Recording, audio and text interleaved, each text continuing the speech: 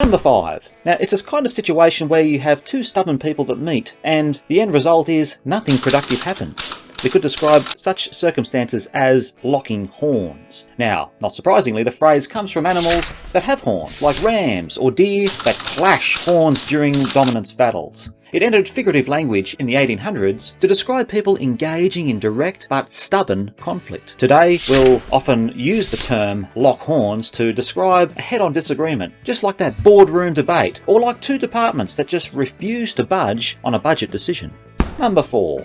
You know it's getting serious when that group chat goes silent and then suddenly two get up and get involved in a big argument. You could say that those two are at each other's throats. It's that go-to saying that describes a very, very distinct argument between two people. Now, the phrase dates back to literal combat, where attacking someone's throat was a direct and deadly move in close fighting. By the 16th century, it became a figurative way to describe personal conflict, especially arguments that felt somewhat aggressive or dangerous. In today's world, we'll use the term at each other's throats to describe two people who are obviously arguing, and rather fiercely at that.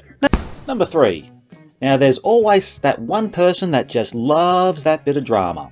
That's right, in creating the drama, we could say that they are stirring the pot. Now, not surprisingly, this saying comes from cooking, where over the centuries, stirring a pot would be used to keep ingredients moving and prevent them from burning. Figuratively, it evolved to describe someone who deliberately keeps things active, especially conflict. In today's modern world, we'll use the term stir the pot to mean provoking drama, just like bringing up that rather controversial topic just to see everyone's reactions. Number 2. Translation. I've been thinking about this and I'm still annoyed. In other words, we could say that we have a bone to pick.